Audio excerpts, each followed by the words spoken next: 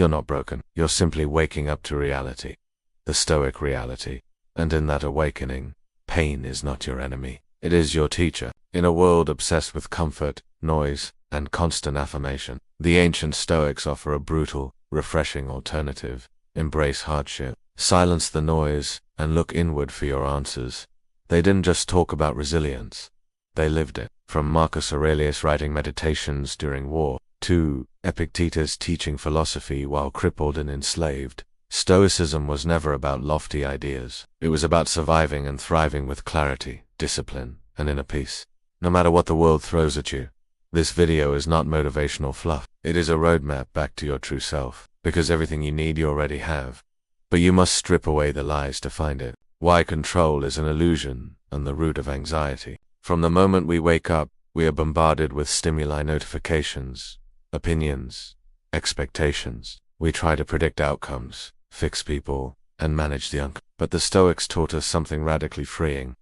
That control is largely an illusion, and our insistence on controlling things we cannot command is the root of nearly all our suffering. Epictetus once said, "There is only one way to happiness, and that is to cease worrying about things which are beyond the power of our will." This is not merely a philosophical thought, it is a blueprint for peace. To understand this deeply, consider the dichotomy of control. It is the Stoic lens through which everything must be seen. On one side, what we can control, our thoughts, actions, responses, values. On the other, what we cannot weather, politics, death, other people's behavior. Yet most people live as if this line does not exist. We obsess over the past, which cannot be changed. We fear the future, which cannot be controlled. We try to persuade others to love us, believe in us, act as we want, and when they don't, we feel betrayed. But this is not betrayal, it is simply life reminding us.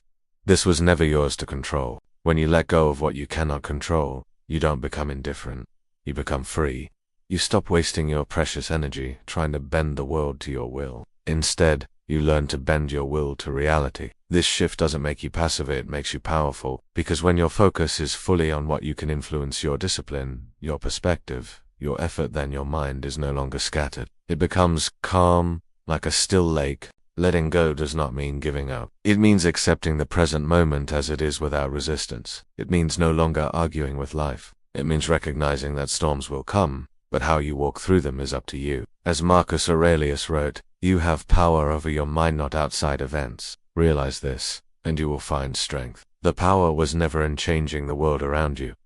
The power was always within. The emotional freedom in acceptance. The moment you stop needing everything to go your way, you begin to reclaim your emotional energy. Emotional freedom comes not from controlling your environment, but from mastering your response to it. Think about how often we feel disappointment, anger, or anxiety, not because something bad happened, but because something didn't go as we planned. We are at war with what is, and that war always ends in defeat. But when we replace resistance with acceptance, we begin to live in alignment with nature. To the Stoics, nature meant not just trees and rivers but the natural order of life. Seasons change, people disappoint, death comes. That's not tragic, that's reality.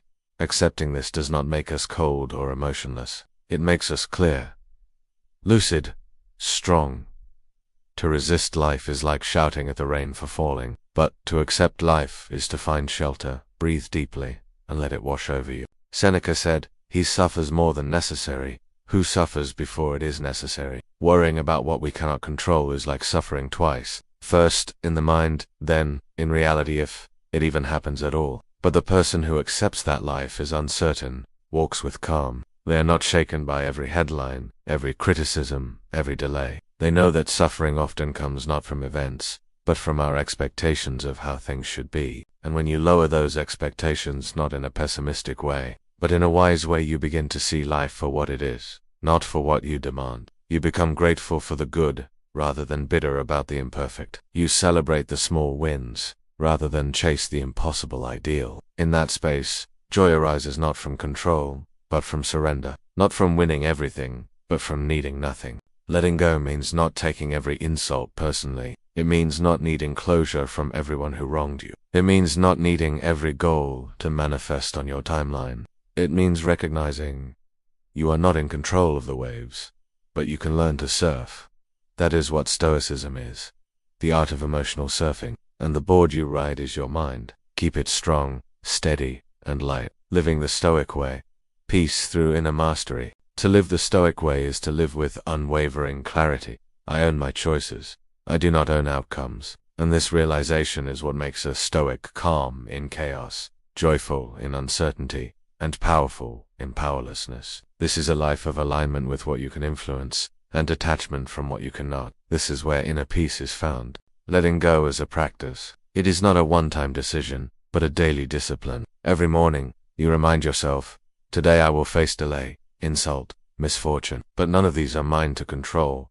What is mine is how I choose to respond. In that response, you reclaim your freedom. In that mindset, you step outside of the prison of reactivity. You no longer chase pursuit becomes your default. People around you will remain obsessed with outcomes. They will tell you to hustle harder, force results, manipulate people, predict the future. But you will walk a different path. A quieter one, a truer one. Because, the person who controls themselves controls their entire experience. Not the world, but their world. And that is the only one that matters. When you stop fighting the uncontrollable, you become an agent of serenity in a chaotic world. Your very presence becomes medicine. You are not easily shaken.